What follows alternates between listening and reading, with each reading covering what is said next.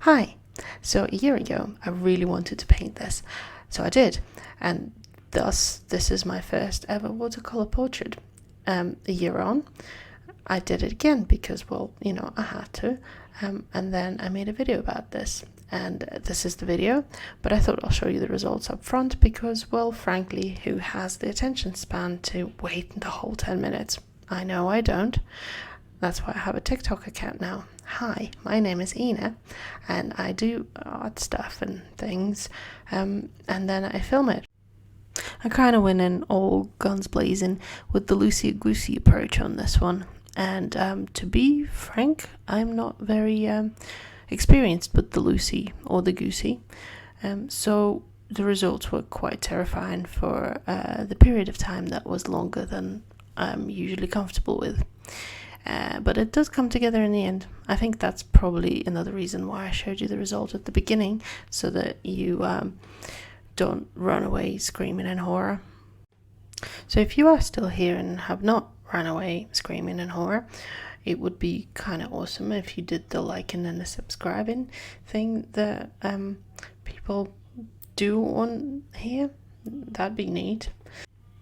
Why did I approach this with such loosey-goosey gusto? I'm not 100% certain, but I think it has something to do with the fact that I got slightly overconfident and thought, hey, I cannot possibly fail this. There is no way this can turn out worse than my first watercolor portrait ever. And it didn't, but for a while I thought, ooh, it might just. But it didn't, so it's all good. I think what I achieved here is an ultimate test of trust the process, and yeah, I consider this a success. What do you think? Success?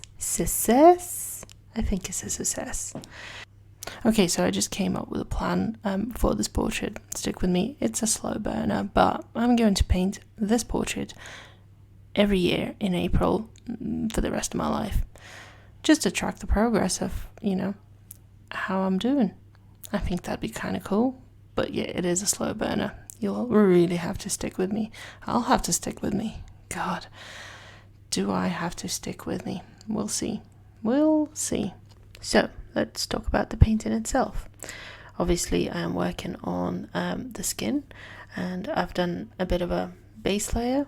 I've done some deeper shadows and added warmth, and right now the video is not running, so I have no idea what I'm doing right now, but I think at some point I've added some cool tones, and then I add more warm tones and start working on eyes and a bit more detail of the nose, and then you will be pleased to know that I eventually zoom in. Not yet though. First I'm doing the eyebrows, because eyebrows are important, and what I figured out in my sort of process is I do things in a certain order, and obviously skin tone is always first, and then I always do the eyebrows before I do the eyes, and then I work on details of the nose and the eyes, and I kind of jump in between because things have to dry, and my god, did it take forever to dry. It is literally watching paint dry sometimes, which is not my favorite thing to do because I have no patience, so I have to physically get up and walk away, which sometimes isn't doable because, well, I forget. So that's why I try and work standing up, but then my video setup on a stand-up desk was so horrific that I've abandoned that until I get a proper tripod, which I'm hoping to get soon. I was going to wait till I get 50 subscribers, and I'm like 9 subscribers away. Woo! But yeah, I don't think I have patience to wait that long because who knows, it's a slow burner and I really want the new tripod. So I'm gonna get it and hopefully improve the quality of the videos. We won't know until the next video, or maybe the video after that. I don't know how long things take to arrive these days. It could be quick, it could be not so quick. So watch the space.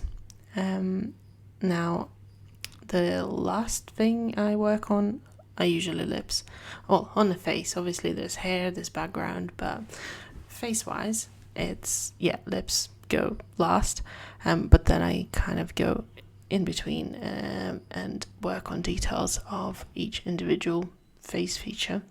So this is usually the point where the painting starts to come alive and I can see where I'm going with it. And I think it's kind of true here as well. At this point I went, okay, well, not gonna fail this one. I really quite like the effect that the unpainted areas around the eyes create. It wasn't intentional, but as Bob Ross says, apparently, happy little accidents. I'm quite pleased with that. So this was my, I think, first day of working on this portrait, and it took me 2 days because I had to stop at one point and let it dry and then come back to it in a couple of days' time because I just got a little bit busy.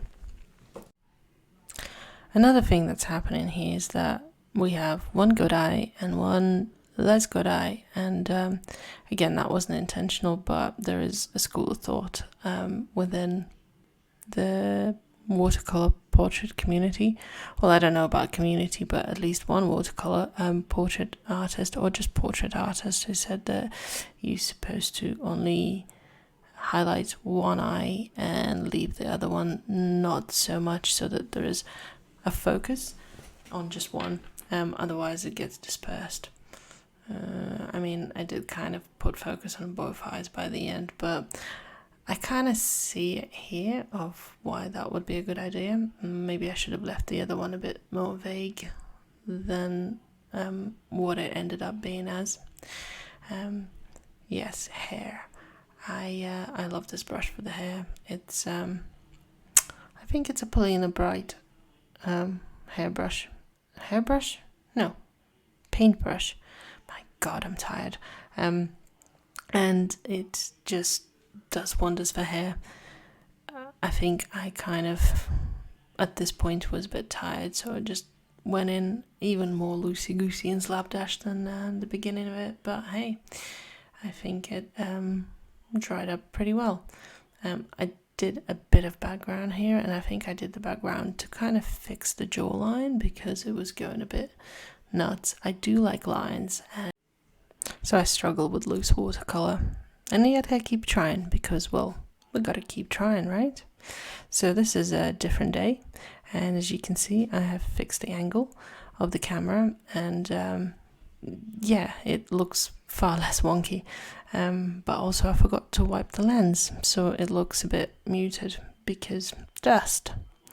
So I kind of went in a bit dramatic on this one and started adding in really dark muted colors like purpley brown because, well, I love drama. Who doesn't? If someone tells you I don't like drama, you know they'll love drama, right? So yes, dabbing as always. Obviously this is the part when I went screw it, I'm adding lines because I like lines, and this is a portrait painting that I'm doing, so I'm gonna do what I want.